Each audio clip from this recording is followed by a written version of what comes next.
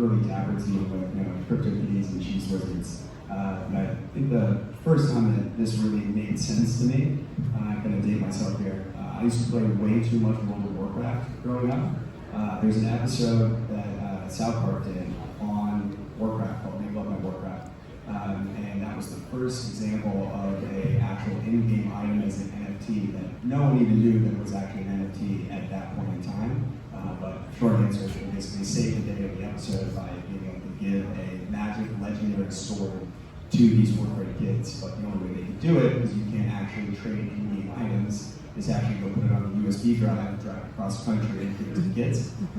So give it up to South Park for being a decade early here. But one of the things that just made the most sense, and I think we're now at the perfect time to actually see things like that play across all these gaming ecosystems. So Dapper and Warcraft. That's South Park. That's awesome. I love when an inflection point in mass adoption is South Park, and it's outstanding. For me, it was probably a couple of years ago in a conversation that I had with my friend Dan in LA, and he's just always a visionary. And at that point, I got super curious in the space, and I'll be honest, the art projects that I was finding were not incredibly intriguing to me, but what was super fascinating is the smart contract functionality and the idea that we can take democratization and proof of ownership to any corner of the globe. That was the game-changing paradigm for me. And so I'm passionate about where we can go with this, because for me, proof of ownership is the difference between third world and developed countries. And the idea that through blockchain we can do this and be able to flatten the curve as far as what is ownership and how we demonstrate that in the physical and digital world, that is going to disrupt the way we do business going forward in every way possible. Thank you. So, did you want to go through this voluntary presentation that we have here? I think that's for after we That's for after. Okay, perfect. Because I was going to say, my next question is going to be, we don't have to go down the line, we can start to get more in a conversation, is since this is the mass adoption panel, right? So I think Mooncake is perfect. It's how, like I said, that first time that I bought the CryptoPunks and the kitties, it was awesome because I taught myself so much about the blockchain and the MetaMask and how these things work. But I know that I made a mistake and sent money right to CryptoKitties before I bought it, and those things. So part of, I'm going to jump ahead. One of my final things is UI is so important for mass adoption. Mooncake, I thought about it. It was how we're paying for stuff, bringing on mass adoption. So that's my next question to the panel. I know one of you are in with the bigger names like Hasbro and things like that, and then the payment, and so just kind of Quaker style, jump in and let's talk how we're getting people outside of this room into the space. Yeah. So I think you hit the nail on the head there. You were proud of yourself that you were able to go through and make your first purchase, but it was definitely not the easiest process there. And so we very much saw this kind of the writing on the wall was if we wanted these digital JPEGs to really become a ubiquitous thing around the world and get people involved, it needed to be a lot easier than setting up a MetaMask wallet, going to Coinbase, doing a transfer, and then basically guessing did I do this correctly. And for the majority of people that are hearing about this, they think the opportunity is cool, but they don't necessarily care about cryptocurrency. When they go to make a purchase, they're a lot more comfortable seeing those things priced in dollars, and they would like to pay with those things instead of transferring ETH or so on, or their what have you. They want to use Apple Pay. They want to use their debit cards or credit cards. That's the checkout experience that they're used to.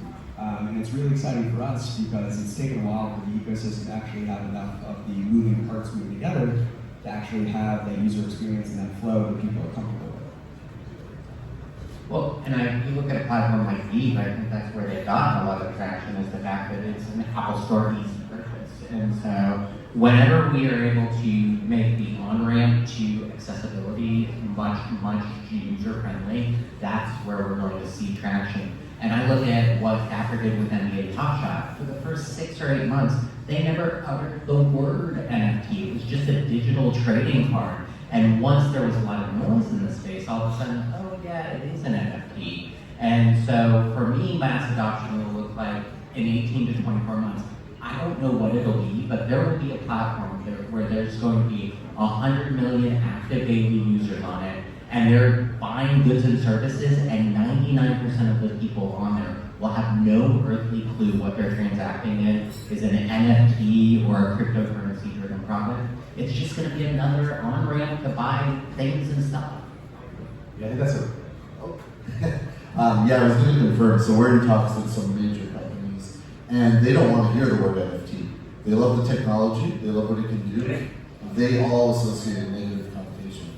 And if that doesn't change, then you're going to lose that mainstream adoption because you need them to bring in wallets. So, for example, Ticketmaster, they're going to be able to force people to use a wallet to store their ticket and use NFT technology, smart contracts, get rid of fraud, let people trade tickets, but they don't want to call it NFTs. They don't want to hear that word.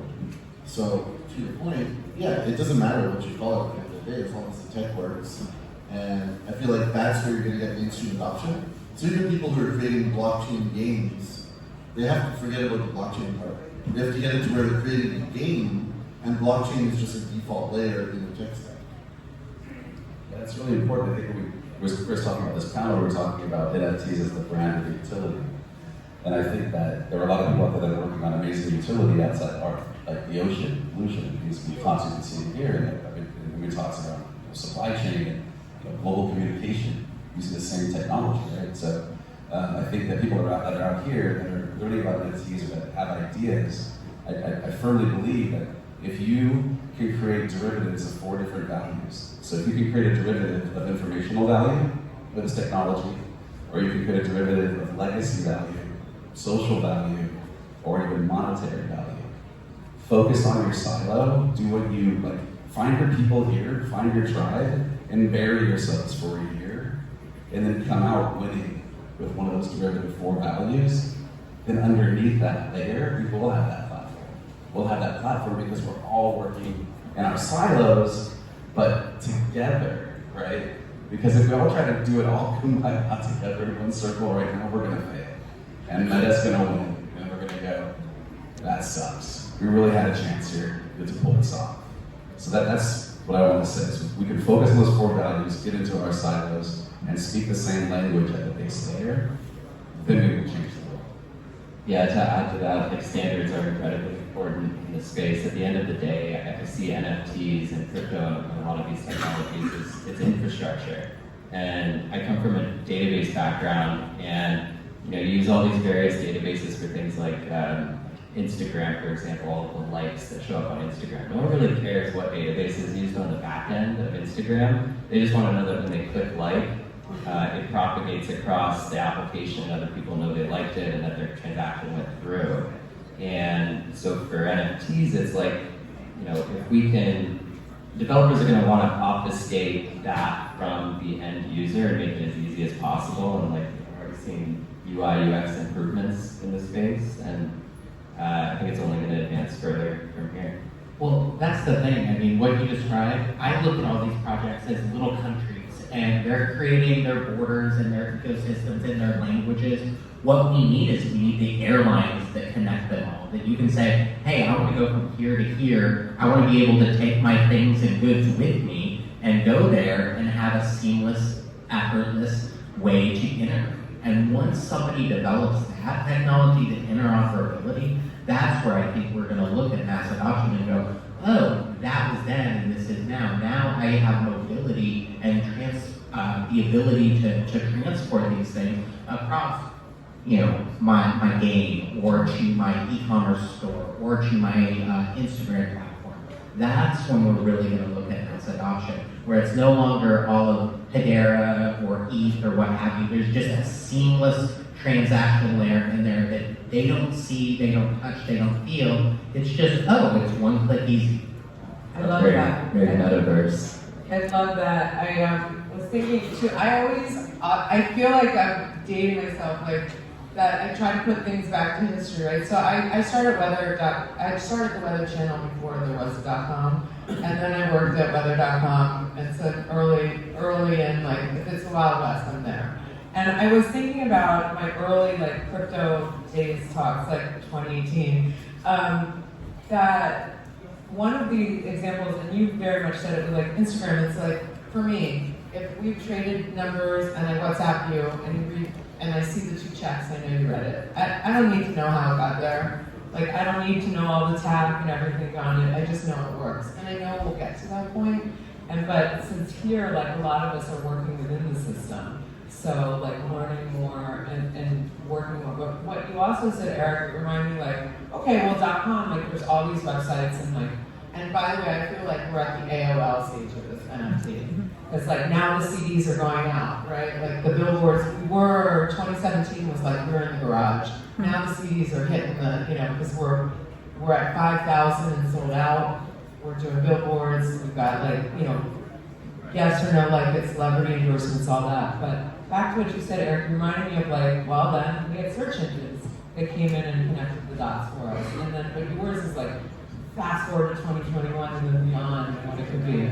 I wanted to ask you while I have you, Brady, like beyond, you talk so much about digital art, and I love that you've been talking about that forever because people can understand like, okay, that is an NFT. Beyond art, I know you're deep in like carbon footprint and other things. Can you just talk a little bit about that? Yes.